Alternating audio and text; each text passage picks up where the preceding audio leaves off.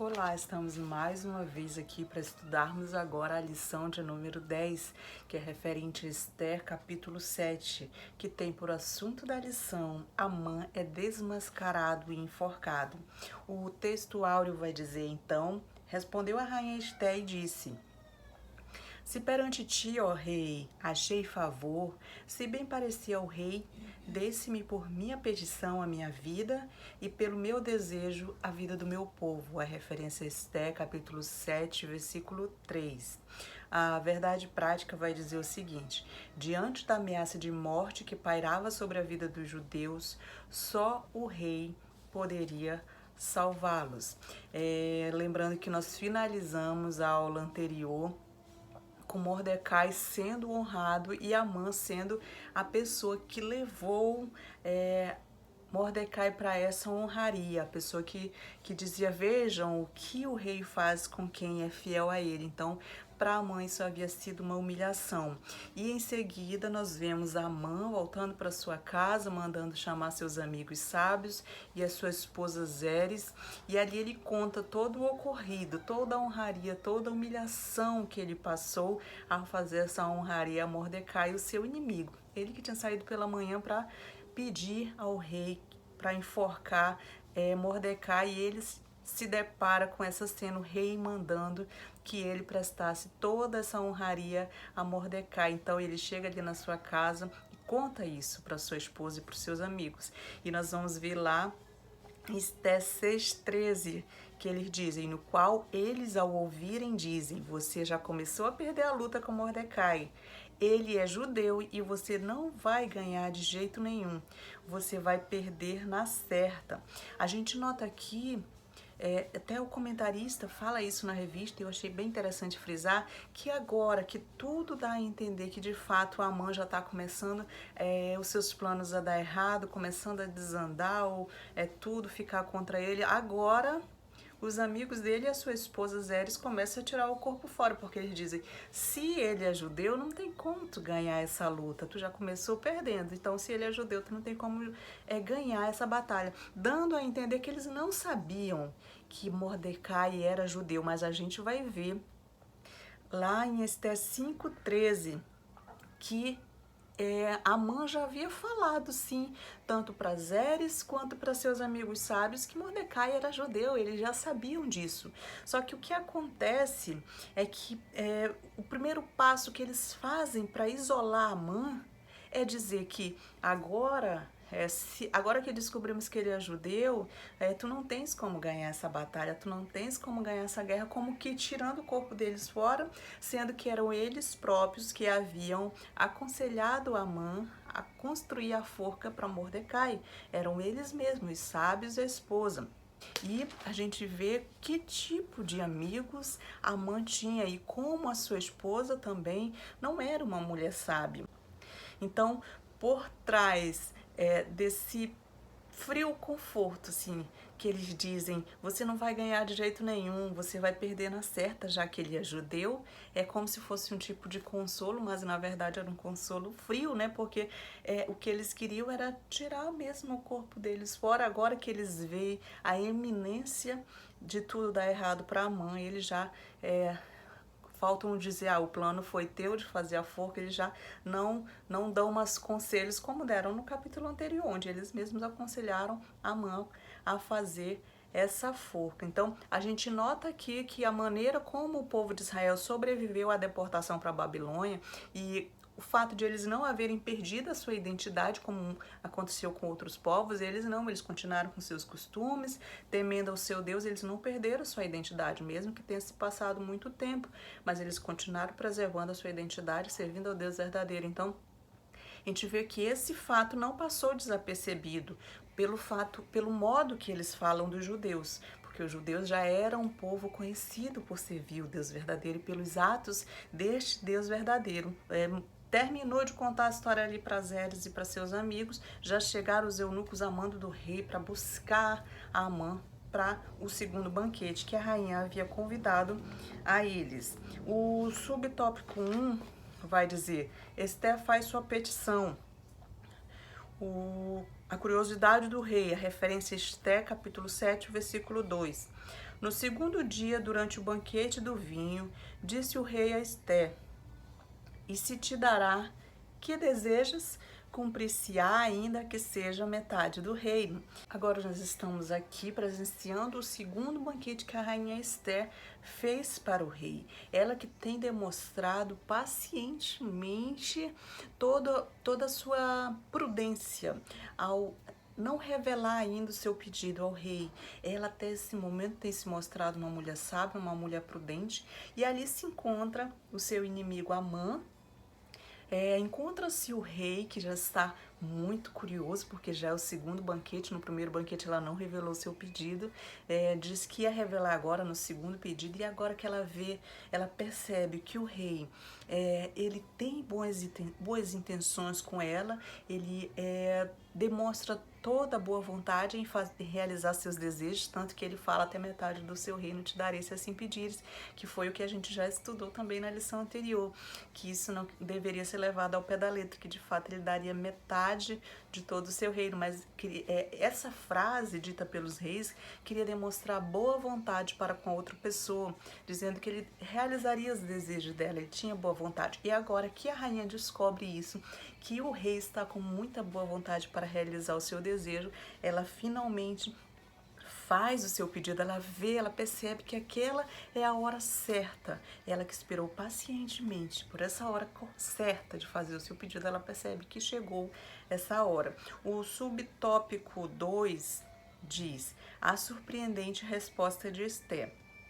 O rei perguntou, qual era o seu pedido que ele realizaria, e ela responde em Ester 7:3, que diz: Então respondeu a rainha Ester e disse: Se perante ti, ó rei, achei favor, e se bem parecer ao rei, desse-me por minha petição a minha vida, e pelo meu desejo a vida do meu povo. Então, a gente nota mais uma vez a forma humilde, a forma que Ester se dirige ao rei. Se for da tua vontade, se eu achei graça, sempre ela agindo de forma prudente no seu modo de agir e no seu modo de falar, demonstrando muita humildade na hora de fazer o seu pedido, sem qualquer arrogância, sem qualquer imposição ao rei. Então, nós temos visto Ester agir com cautela e prudência. É isso que nós temos encontrado, uma mulher sábia que nos ensina que nós devemos ter prudência e cautela na hora de agir. Ela, no trato com o rei, ela reconhece através do modo dele falar com ela, através das ações dele, ela vai fazendo uma leitura dele, se ele está com boa vontade com ela, se é a hora certa de falar, se ele está demonstrando alguma coisa desfavorável a ela, ele, por ser um rei bem impulsivo, nós já vemos na história de Vasti, a sua primeira rainha, a gente vê como o rei Assuero, que é o mesmo rei Xerxes, ele é impulsivo nas suas ações. Ele age ali como se fosse no calor do momento. E ela, já sabendo de tudo isso, ela escolhe o momento exato, e ela percebe que esse é o momento certo dela fazer o seu pedido em prol da sua vida, em prol da vida do seu povo. Então, aqui é aquele momento que Deus faz a sua parte, mas que nós devemos também fazer a nossa. Deus já estava ali colocando boa vontade no coração do rei Assuero, e era a hora de Ester agir, porque Deus, ele age em nosso favor, mas nós também devemos fazer a nossa parte.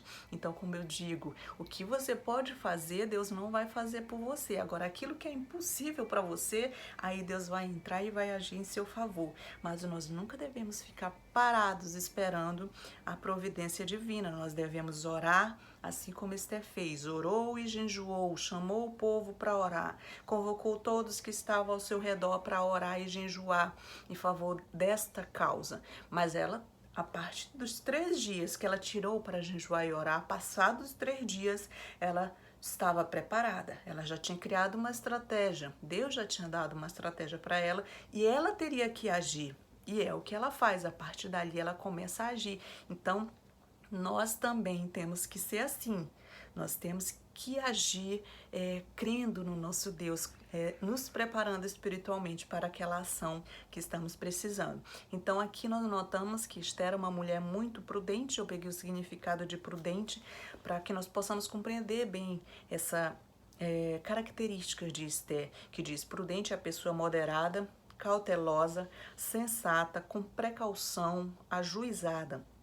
Pessoa que pensa e age com sabedoria e não se deixa levar pela impulsividade. Então nós vemos aqui a providência divina também. Nós notamos todas as características maravilhosas que Esther tinha e como nós podemos pegar isso para nós sermos cristãos prudentes em tudo. A palavra de Deus diz que nós devemos ser prudentes como as serpentes. Então vamos aprender com Esther na prudência. Nós vemos também a providência divina desde o início, desde que Vasti foi destronada, desde que Esther foi coroada. Esther foi escolhida, em seguida Esther foi coroada. Então, quando a rainha acha graça diante dos olhos do rei Xerxes, é a providência divina que a gente está acompanhando. Quando ela entra sem ser chamada novamente na presença do rei e o rei levanta seu cetro achando graça diante dele, é também a providência divina. Na insônia do rei, quando ele relembra, através dessa insônia, ele lendo as crônicas dos reis, ele relembra o que Mordecai havia feito para ele, salvo sua vida, e que nada tinha sido feito em pagamento disso. Nós também vemos que essa insônia do rei foi providência divina. Então, nós vemos a providência divina agindo em todo o livro de Esther. Desde que começamos a estudar, nós estamos vendo a providência divina agindo. Então, nós vemos aqui que Esther ela age corajosamente nessa situação. Ela vai até o rei para fazer o seu pedido. E agora ela nota, ela vê, esse é o momento certo, esse é o momento que eu estava esperando, esse é o momento que eu me preparei fisicamente para isso. Eu coloquei as melhores roupas, eu coloquei meu melhor perfume, eu me preparei fisicamente e me preparei espiritualmente, jejuando e orando por 3 dias para esse momento ser o momento certo, e o que eu falar, o que eu pedir, o rei vai me conceder. Então ela agora encontra finalmente um momento exato de fazer esse pedido diante do rei, e com muita prudência e sabedoria ela escolhe as palavras certas, como nós lemos aqui no versículo. Ela não age com prepotência, ela age com humildade, ela escolhe as palavras certas para fazer o seu pedido diante do rei, porque agora, além de fazer o seu pedido, ela também vai revelar sua nacionalidade. Nacionalidade essa que até então o rei não tinha conhecimento. E o seu primo Mordecai havia aconselhado ela a não revelar a ninguém sua identidade. Então agora ela ia fazer 2 revelações que poderiam ser perigosas. Uma, que ela ia revelar sua descendência judia, que o rei não sabia, e ela não tinha como saber qual seria a reação do rei ao saber da sua nacionalidade. E 2, era que ela iria contar o que Amã estava tramando contra a vida dela e do seu povo. Então eram 2 informações que ela ia passar para o rei, e ela não sabia qual seria essa resposta do rei, qual seria a reação, tendo em conta a sua impulsividade. O subtópico 3 diz: fomos vendidos, eu e o meu povo. A referência está em Esther capítulo 7, versículo 4, que diz: porque fomos vendidos, eu e o meu povo, para nos destruírem, matarem e aniquilarem de vez, se ainda como servos e como servas nos tivessem vendido, calar-me-ia, porque o inimigo não merece que eu moleste o rei. Quanta sabedoria em suas palavras. Como ela escolhia as palavras certas, como eu falei na aula anterior, não é o que se fala, é como se fala. E como Esther foi sábia nas suas palavras, ela fez a colocação correta de todas as palavras, ela agiu até na sua pergunta com humildade. Então, agora nós encontramos a rainha Esther revelando finalmente o seu pedido, e contando que havia um plano maligno contra ela, contra a vida dela e contra a vida do seu povo. Ela conta do decreto que tinha sido feito, ela cita que o povo dela foi vendido pelo fato de Amã ter pago, para ao rei, ao tesouro real, como já estudamos também nas lições anteriores. Então, ela conta ali com destreza todo o plano que havia sido tramado contra ela e contra o seu povo, dizendo inclusive, olha, já tem até data e hora para acontecer esse massacre, para acontecer esse extermínio, esse genocídio ao povo judeu. Já tem inclusive hora e data marcada. Então, ela vai ali, ela pede que a sua vida e a vida do seu povo fosse poupada. Então, nós notamos aqui como é um pedido singelo, porque até como o próprio escritor da revista diz, ela não pede em favor dela, ela não pede nada material, ela não pede tesouros, riquezas, não, ela pede em favor da sua vida, em favor da vida do seu povo. E ela conta de um modo, ela expõe a história de um modo que o rei venha sentir a sua angústia, venha sentir o seu desespero e venha se compadecer da vida dela. Que veja como ela agiu de forma incrível, com muita sabedoria, porque ela diz aqui, ó, que vamos ler, ela diz que se o decreto fosse apenas para que eles, ela e o seu povo fossem prisioneiros, fossem escravos, ela nem incomodaria o rei com o fato. Veja quanta humildade. Mas como o decreto era de morte, ela se viu obrigada a fazer esse pedido ao rei. E notamos que eles passaram 3 dias orando e jejuando. E certamente essa sensibilidade, essa direção para planejar, essa estratégia que foi criada, porque como nós já citamos várias vezes, Estela não agiu por agir, ela criou uma estratégia. E ela estava seguindo passo a passo o plano que ela havia criado. Então, a gente nota e a gente tem certeza de que essa estratégia foi dada através da oração e do jejum. Foi o próprio Deus, mais uma vez, na sua providência divina, que iluminou o pensamento de Esther, que essa estratégia foi dada por Deus mediante o jejum e a oração. Vamos aprender com isso, vamos aprender a orar e jejuar para que nos momentos adversos nós possamos receber estratégias do Senhor, porque quando Deus nos dá as estratégias, elas não correm risco de falhar, elas vão dar certo, assim como nós vemos aqui o exemplo de Esther. E para nossa aplicação pessoal, isso nós precisamos, nós devemos orar a Deus para que Ele nos dê esse tipo de sensibilidade espiritual, esse tipo de sensibilidade para ouvirmos as estratégias que o Senhor nos dá. Que não apenas possamos falar quando oramos, só falar, contar todos os teus problemas e não pedir uma sensibilidade espiritual para você também ouvir a voz de Deus. O que Ele tem para te dizer, qual a estratégia que Ele quer te passar. Então, que nós possamos pedir esse tipo de sabedoria do Senhor para que possamos obter mais vitórias em nossas vidas. Tópico 12 vai dizer Amã desmascarado. O subtópico 1 diz o adversário e inimigo. Referência a Esther, capítulo 7, versículo 5, que diz: Então falou o rei Assuero e disse à rainha Esther: Quem é esse e onde está esse cujo coração o instigou a fazer assim? Então, agora nós já vemos Esther no seu segundo banquete, ela que preparou minuciosamente e estrategicamente, através da oração e do jejum, ela criou essa estratégia do primeiro banquete, do segundo banquete, e agora nós vemos Esther encontrar o momento ideal de falar tudo que havia sido planejado contra ela e contra o seu povo.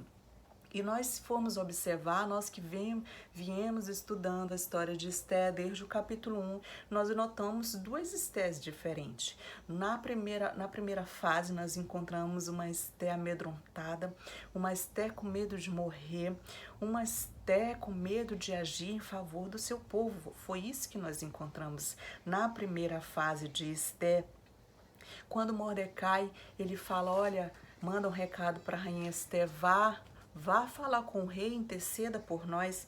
E nós vimos uma Esther com medo dizendo, Mordecai, mas se eu for na presença do rei, todos sabem que há um decreto que diz que se alguém comparecer diante do rei, sendo homem ou mulher, se não foi chamado, é condenado à morte, a não ser que o rei levante o seu cetro e ache graça diante daquela pessoa. Então nós vemos uma Esther amedrontada. Mas a partir do momento que Mordecai manda mensagem para ela, dizendo assim, ó, não pense que por morar no palácio só você entre todos os judeus escapará da morte. Se você ficar calada numa situação como essa, do céu virão socorro e ajuda para os judeus, e eles serão salvos. Olha como Amã, através dessa mensagem, ele passa para Esther, mesmo que ele não tenha olhado nos olhos dela, que ele não tenha falado com ela, mas através dessa mensagem que ele manda, através do eunuco, ele passa toda a confiança que ele tinha em Deus. Se tu não agires, Deus vai enviar outro Salvador e há de salvar o povo. E ele diz mais, porém,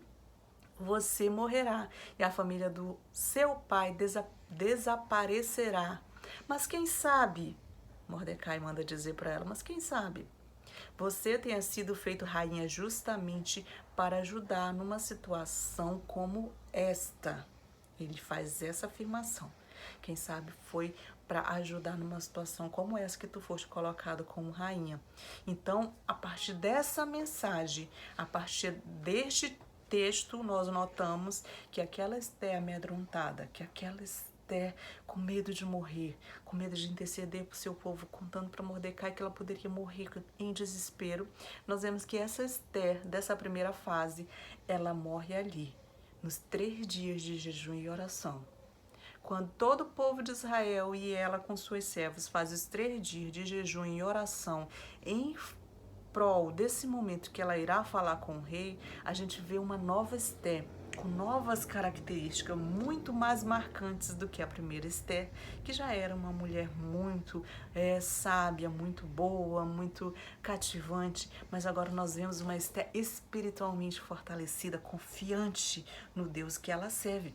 E agora, depois que passe esses 3 dias, a gente vê que ela se enche de coragem e ela vai falar com o rei.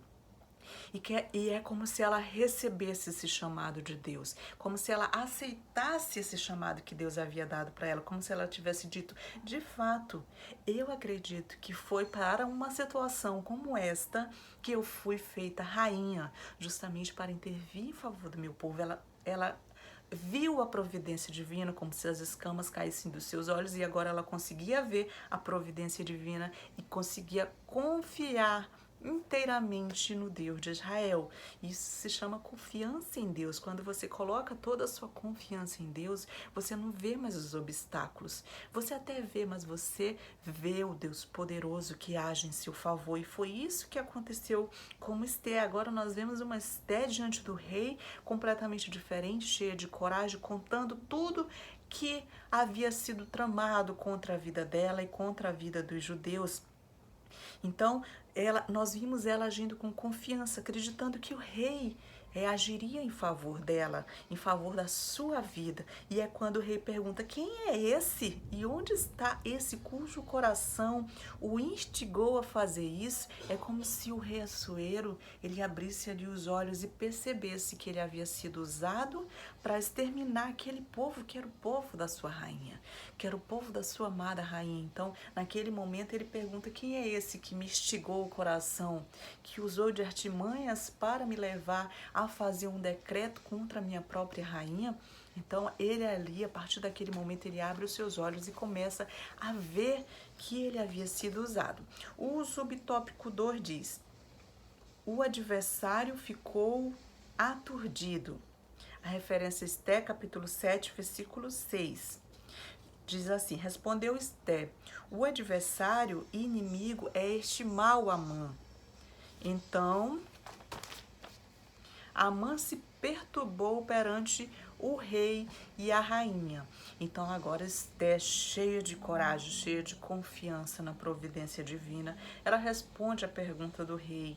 Quando o rei pergunta, quem é esse? Quem é e onde está esse que tramou contra a vida da minha rainha e do povo dela? Então ela diz, o nosso inimigo, o nosso perseguidor é Amã. Ela não usa mais meias palavras, ela não esconde mais quem é agora.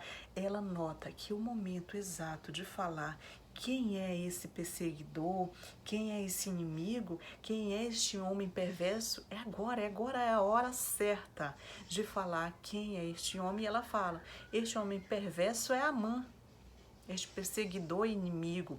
Ela fala claramente. E Amã, olhando para o rei, olhando para a rainha, ele fica cheio de medo. Então, Amã, que até então se encontrava todo envaidecido por ser o único convidado do banquete que a rainha havia feito para o rei, tanto do primeiro banquete, ele foi o primeiro convidado, quanto do segundo banquete, ele novamente foi o único convidado. Ele que se envaideceu por isso, que se encheu de arrogância por esse fato. Agora, ele tem essa surpresa que certamente ele não esperava. Por sua vez, a rainha agora, ela aguarda para ver a reação do rei, porque ela jogou a bomba, mas ela não sabe qual vai ser a reação do rei. Como nós já dissemos, o rei, ele não era previsível as reações dele. Então ela fica ali, ela passa as informações todas completas, por inteiro, detalhada, da forma mais sábia que ela conseguiu planejar, e agora ela espera a reação do rei, pois ela revela-se de forma somente agora a sua nacionalidade. Então ela não sabe qual vai ser a reação do rei e ela fica ali nessa expectativa de saber como o rei iria reagir. O subtópico 3 diz: tentativa de salvar a vida. A referência está em capítulo 7, versículo 7, que diz: o rei, no seu furor, se levantou do banquete do vinho e passou para o jardim do palácio. Amã, porém, ficou para rogar por sua vida a rainha Ester, pois viu que o mal contra ele já estava determinado pelo rei. Então aqui nós vemos que Amã, com aquele gesto do rei, ele entendeu perfeitamente que o rei já tinha decidido o mal que havia de fazer contra a vida dele. Já tinha um decreto, já tinha decretado o fim dele. Então ele percebe naquele momento. Então quando o rei da Pérsia, ele ordena que o infrator seja executado, então ele sobe e ele entra no apartamento das mulheres. É um sinal de que nenhuma misericórdia é esperada. Então, Amã, já sabendo de todas as regras, de como o rei agia, de como o rei agia quando ele já tinha uma sentença e quando ele já não ia mais ter misericórdia quanto àquela pessoa, ele percebendo a reação do rei, vendo que todos os sinais ali que ele apresentava nas reações dele diziam que ali era o fim dele. Ele já tinha percebido isso. Então, até mesmo o levantar súbito do rei, isso já era um sinal. Quando ele levantava subitamente e com raiva, quando o rei tinha essa reação de levantar subitamente e com raiva, era o mesmo que ele tivesse pronunciado a sentença de Amã. E Amã fez uma leitura rápida de todos os sinais que o rei havia dado e percebeu que ali era o fim dele. E Amã, sabendo disso, ele percebe que não vai ter sucesso nenhum tentando interceder diante do rei. Ele já, com as reações do rei, ele já nota que ele não terá sucesso em interceder junto ao rei por sua vida. Então, o que ele faz? A única opção que sobra para ele é interceder a rainha Ester, por mais que esta tenha sido a pessoa que ele tramou matar, não somente ela, mas todo o seu povo, mas ele se vê numa situação onde ele não tem outra alternativa, só resta a ele interceder por sua vida a Ester. Então aqui nós vamos entrar no tópico 3 que diz: Amã é enforcado. O subtópico 1 diz: pedindo por sua vida. A referência Ester, capítulo 7, versículo 8. Tornando o rei do jardim do palácio à casa do banquete do vinho, Amã tinha caído sobre o divã em que se achava Ester. Então disse o rei: acaso teria ele querido forçar a rainha perante mim na minha casa? Tendo o rei dito essas palavras, cobriram o rosto de Amã. Então eu separei aqui Provérbios 26 e 27, que vai retratar bem a história de Amã, que diz: quem coloca uma armadilha para os outros acaba caindo nela. Quem rola uma pedra será esmagado por ela. Aqui, esse Provérbios 26, capítulo 27, ele retrata bem o que Amã fez, o que ele tramou contra o povo de Deus, contra os servos, filhos de Deus. O que ele tramou contra as pessoas que eram boas, que obedeciam a Deus, se voltou contra ele. Então aqui ele colocou uma armadilha para os outros e acabou ele mesmo caindo nessa armadilha. Então a gente vê aqui que o rei ele já saiu para o jardim quando ele soube, quando a rainha ali colocou na mesa todos esses fatos, toda a verdade. O rei ele sai para o jardim furioso. Ele sai muito furioso para o jardim, como que diz, eu vou aqui no jardim porque eu preciso respirar com uma informação dessa, que o homem de minha maior confiança, o meu primeiro-ministro, o homem que eu fiz o segundo em poder em todo o reino da Pérsia, ele agiu para matar todo o povo da minha rainha. Como eu me deixei levar por esse homem? Ele como se saísse para respirar. Então a mãe imediatamente, quando vê o rei saindo furioso, já percebe que ele vai castigá-lo. Então agora de volta, quando o rei volta desta saída que ele deu para o jardim, quando ele retorna, ele dá de cara com Amã. Amã, que já não tinha outra opção a não ser interceder a rainha Ester. E Amã diz que ele se jogou no sofá onde Ester estava para pedir misericórdia. Então essa foi a cena que o rei Xerxes viu quando retornou do jardim. Viu o Amã jogado no sofá com as mãos no joelho da rainha, porque tocar nos joelhos era um costume dos antigos de quando eles queriam pedir, implorar por misericórdia. Nós não sabemos a forma exata dos sofás em que os persas se reclinavam à mesa, porque eles tinham o costume de, durante as refeições, não sentar em cadeiras, como nós temos o costume de sentar em cadeiras e comer na mesa, mas eles se reclinavam, eles ficavam decúbitos sobre os divãs para poder se alimentar, era assim que eles faziam. Mas é provável que eles não fossem muito diferentes daqueles usados pelos gregos e romanos.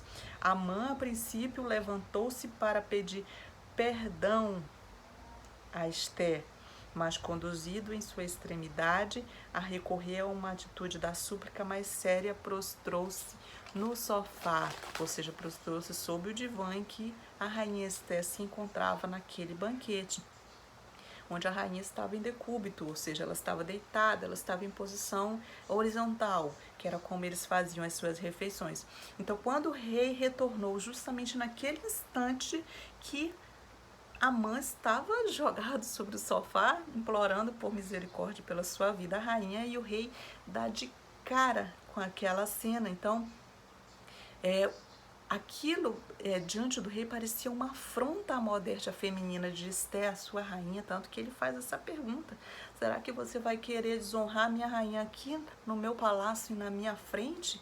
Então ele se enche de mais furor ainda. E quando o rei, é como se ele pensasse em voz alta, quando ele diz: será que você vai querer desonrar minha rainha aqui? E imediatamente, quando os seus servos ouvem essa frase do rei, eles já cobrem o rosto de Amã. Esse ato de cobrir o rosto quer dizer que o rei já aquele criminoso é indigno de olhar para a face do rei. Então, na Pérsia, quando eles tinham esses costumes de quando um criminoso era sentenciado à morte, a primeira coisa que se fazia era cobrir o rosto deste sentenciado. O subtópico 2 diz: denunciado pelo eunuco, a referência a Ester, capítulo 7, versículo 9. Então disse Arbona, uns dos eunucos que serviam o rei: eis que existe junto à casa de Amã a forca de 50 côvados de altura que ele preparou para Mordecai, que falara em defesa do rei. Então disse o rei: enforcai-o nela.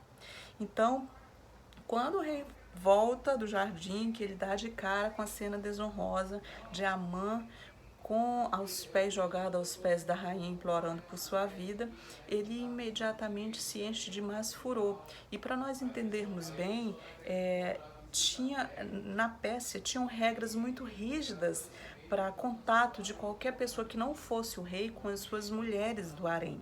Com qualquer mulher do harém, as regras eram muito rígidas para chegar perto dessas mulheres. Haviam regras que diziam que você não podia chegar próximo dessas mulheres ou tocar nessas mulheres. Então, as regras eram muito rígidas para qualquer pessoa se aproximar que não fosse o rei ou mesmo os eunucos, que eram os únicos que tinham acesso a essas mulheres, eram os eunucos além do rei. Então, o simples fato de Amã ter se inclinado sobre o divã da rainha e ter encostado no seu joelho pedindo perdão, aquilo já era motivo suficiente para a vida de Amã estar em risco, porque não se permitia tal contato.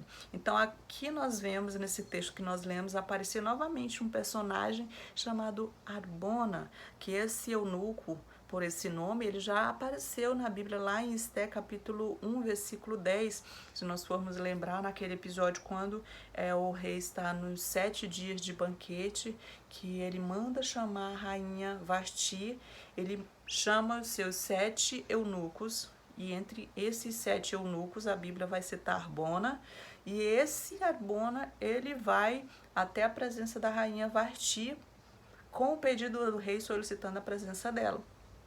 E é esse mesmo eunuco que vai voltar, um dos eunucos que vai voltar com a resposta de Vasti dizendo que não compareceria até a presença do rei.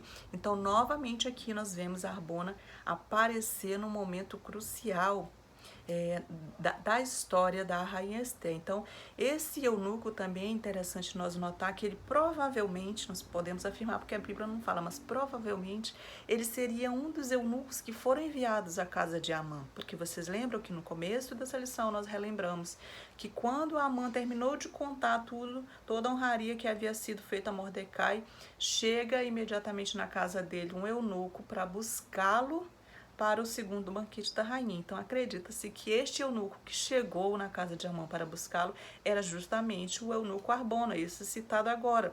E por que se acredita nisso? Porque ele já sabia da forca que havia sido feita para Mordecai, que Amã havia feito. Então as chances de que Arbona era um desses eunucos que foi até a casa de Amã para buscá-lo e lá viu a forca, porque não tinha como não ver a forca, porque ele construiu a forca, ele mandou construir a forca próximo de sua casa, então a forca tinha 20 metros. E quando Arbona, o eunuco chegou lá que viu essa forca, certamente procurou se informar que forca é essa de 20 metros e descobriu que havia sido feita por Amã, mandado ser feita por Amã para enforcar Mordecai. E é isso, que é essa informação crucial que Arbona dá ali para o rei numa hora mais conveniente possível. Arbona novamente mostrando a providência divina através dos fatos e das situações. Então o eunuco ali ele revela a forca que Amã tinha preparado para enforcar Mordecai. E mais, ele não só fala a informação, mas ele lembra ao rei que Mordecai era o mesmo que havia salvo a vida do rei 5 anos atrás. Então veja como a participação de Arbona, o eunuco, foi essencial no desmanchar dessa história. O subtópico 3 vai dizer enforcamento. E a referência é Esté capítulo 7, versículo 10, que vai dizer: enforcaram, pois, Amã na forca que ele tinha preparado para Mordecai. Então o furor do rei se aplacou. Quanto à impulsividade do rei, nós já conhecemos desde o primeiro capítulo, nós já vimos como o rei Xerxes era impulsivo nas suas decisões e mais uma vez ele demonstra a sua impulsividade. Então Amã, ele não foi o único conspirador de milícias cujos pés foram tomados nas redes que esconderam. E para dar ênfase a essa frase, para dar base, eu separei aqui Salmos capítulo 9, versículo 15, que diz o seguinte: os pagãos caíram na cova que fizeram, foram apanhados na armadilha que eles mesmos armaram.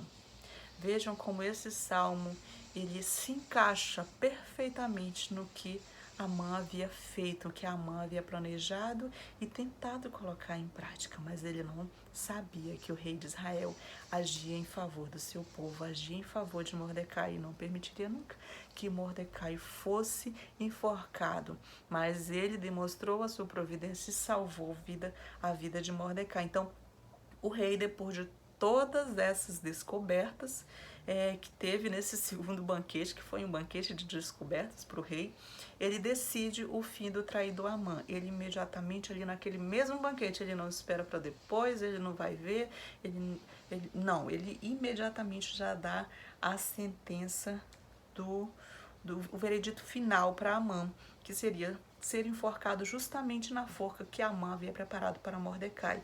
Então o eunuco, quando dá essa informação, como se fosse dando uma ideia para o rei, sem falar que deu uma ideia para o rei, mas imediatamente o rei pega aquela informação que o eunuco passa, da forca que havia sido feita para matar justamente Mordecai, o homem que salvou a vida do rei.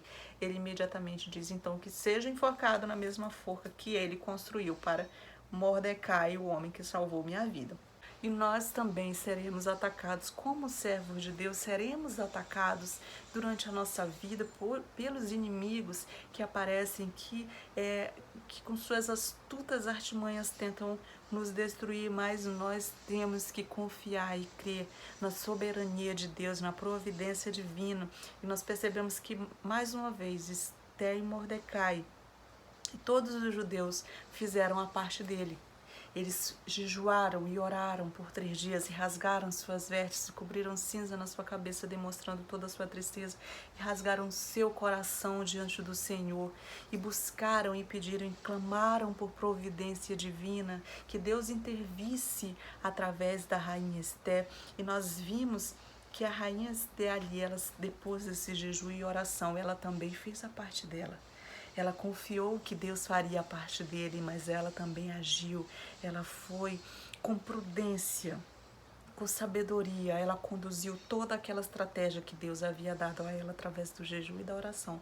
Ela conduziu essa estratégia com prudência e com sabedoria. E ela foi aceita na presença do rei através dessa estratégia que o Senhor havia dado a ela. E ela preparou um banquete.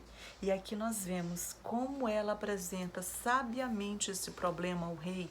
E todo o plano, toda aquela estratégia que Deus havia dado a ela, a gente vê tendo sucesso. Deus mais uma vez agindo em favor do povo dele. Deus fazendo sua parte, trabalhando em favor do seu povo. Mas nós notamos também que o povo teve que fazer a sua parte. E do mesmo modo nós, para a nossa aplicação pessoal. Nós precisamos fazer a nossa parte. Então vamos pedir sabedoria a Deus. A sabedoria de Esther, a sabedoria que Esther teve naquele momento. O discernimento espiritual que ela recebeu através do jejum e oração, vamos buscar isso para a nossa vida. Ela já fala aqui, ela já dá o exemplo de como nós devemos nos comportar em situações adversas, nos preparando espiritualmente. Ela nos dá o exemplo de orar e jejuar, é uma das formas para nos prepararmos espiritualmente. Oração e jejum é primordial nas nossas vidas. Então, como vamos enfrentar os problemas na escola, como vamos enfrentar os problemas na nossa família, como vamos enfrentar os problemas nos casamentos, os problemas que ocorrem no trabalho mesmo, no dia a dia.